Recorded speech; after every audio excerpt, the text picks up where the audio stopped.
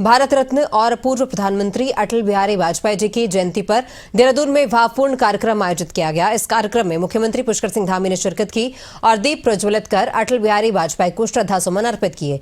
मुख्यमंत्री पुष्कर सिंह धामी ने कहा कि अटल बिहारी वाजपेयी का पूरा जीवन राष्ट्र सेवा, सुशासन और लोकतांत्रिक मूल्यों के प्रति समर्पण का एक जीवंत उदाहरण रहा है।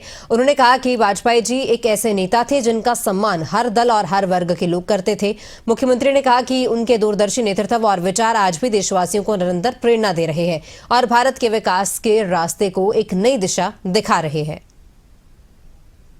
उस समय में पूरे आंध्र का जो संयुक्त आंध्र था, बोले एक एक स्थान पर उन्होंने स्वयं यहां प्रवास किया है।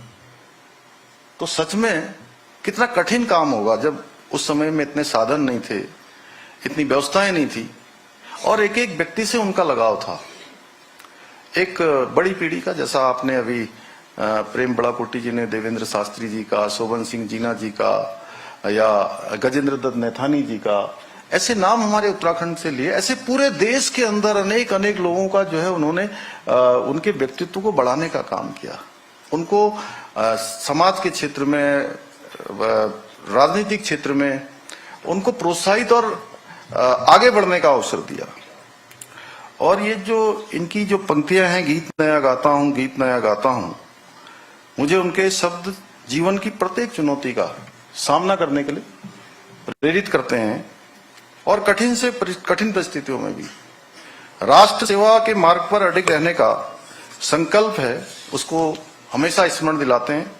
और ये मेरे लिए बहुत सच में एक गर्व का विषय रहेगा। मैं अपने आप को सौभाग्यशाली मानता हूं कि मुझे अपने छात्र जीवन में अखिल भारतीय विद्यार्थी परिषद के कार्यकर्ता के रूप में काम करते हुए लखनऊ में अटल जी का मार्गदर्शन एवं आशीर्वाद प्राप्त करने का भी सौभाग्य प्राप्त हुआ।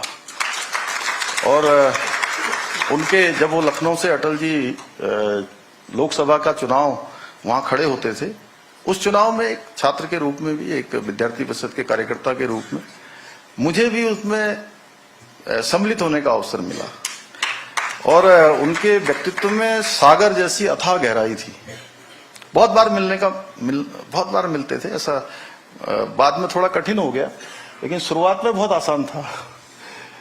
बाद में चूंकि वो दिल्ली ज्यादा रहने लगे और वो फिर अनेक जिम्मेदारियां हो गई, नहीं तो हम लोग अक्सर मिलते थे अटल जी से।